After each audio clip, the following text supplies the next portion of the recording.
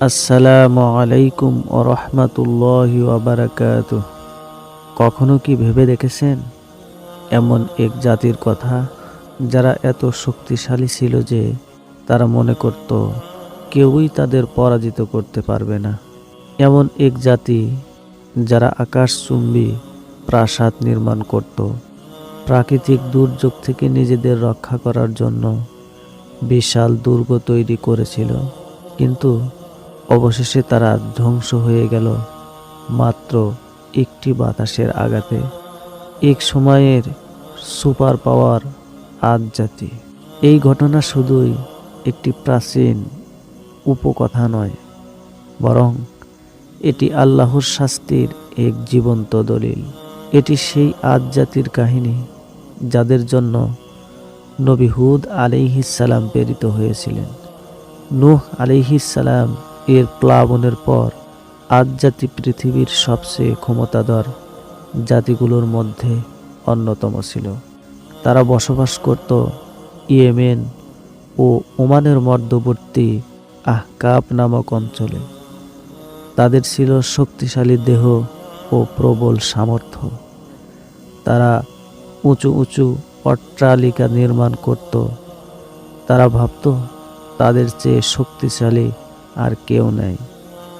কিন্তু তারা একটি ভুল করেছিল, একটি মারাত্মক ভুল। যেমন তারা আল্লাহকে ভুলে গিয়েছিল। শক্তি ও ক্ষমতার নেশায় তারা আল্লাহর ইবাদত ছেড়ে মূর্তি পূজায় লিপ্ত হয়ে গিয়েছিল।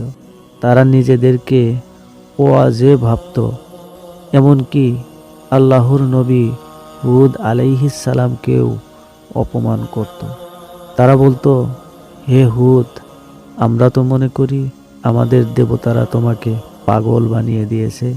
কিন্তু কত বড় ভুল তারা করেছিল তা শীঘ্রই বোঝা গেল।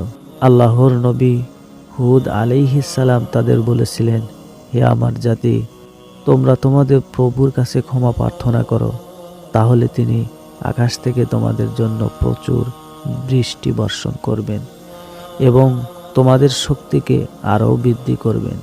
কিন্তু তারা কর্ণপাত করল না। আল্লাহ তাদের 3 বছর ধরে অনাবৃষ্টি দিয়ে পরীক্ষা করলেন। পুরো ভূমি শুকিয়ে গেল, খাদ্যের অভাব দেখা দিল। তখন তারা আকাশের দিকে চেয়ে থাকলো, বৃষ্টি চাইল।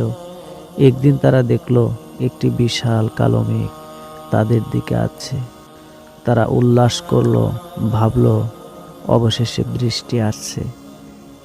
কিন্তু এটি বৃষ্টি নয়, বরং আযাবের ঝড় ছিল। এটি সেই জিনিস যা তোমরা দ্রুত কামনা করেছিলে।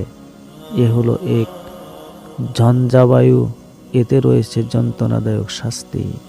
আল্লাহ তাদের 7 রাত ও 8 দিন ধরে এক ভয়ঙ্কর ঝঞ্ঝাবায়ুর কবলে রেখেছিলেন। 7 রাত ও 8 দিন সেই বাতাস তাদের উপর ক্রমাগত বয়ে গেল। তখন তুমি দেখতে তারা যেন উপড়ে ফেলা খেজুর গাছের কাণ্ড সদৃশ হয়ে গেছে। যারা বাইরে ছিল তারা বাতাসে উড়ে গিয়ে পাথরের মতো আছড়ে পড়ল। যারা ঘরে ছিল তাদের ঘরগুলোর দেয়াল ধসে পড়ে তাদের চূর্ণ বিচূর্ণ করে দিল। এক সময়ের শক্তিশালী জাতি মাটির সঙ্গে মিশে গেল। একটি মানুষও বেঁচে রইল না, শুধু যারা হুদ আলাইহিস সালাম এর উপর ঈমান এনেছিল তারা ছাড়া। যেমন মহান আল্লাহ তাআলা বলেন, অতঃপর আমি হুদ ও তার সঙ্গীদের করুণা করে উদ্ধার করলাম এবং তাদের এক ভয়ঙ্কর শাস্তি থেকে মুক্তি দিলাম। সূরা হুদ। এ থেকে আমাদের শিক্ষা হলো, ইতিহাসের সবচেয়ে বড় বার্তা এই ঘটনা শুধু অতীতের নয়, বরং আজও আমাদের জন্য একটি বড় শিক্ষা। অহংকার পতনের মূল। শক্তি, সম্পদ, প্রযুক্তি কিছুই মানুষকে রক্ষা করতে পারে না যদি সে আল্লাহর অবাধ্য হয়। তওবা এবং আল্লাহর কাছে ক্ষমা প্রার্থনা করলে রহমত পাওয়া যায়। আজকের পৃথিবীতে আমরা কি আদ জাতির মতো হয়ে যাচ্ছি না? আমরাও কি নিজেদের শক্তির অহংকার করছি না? আমরাও কি আল্লাহর দাওয়াত উপেক্ষা করছি না? আল্লাহ আমাদের হুদ আলাইহিসসালাম এর ঘটনা থেকে শিক্ষা নেয়ার তৌফিক দান করুন।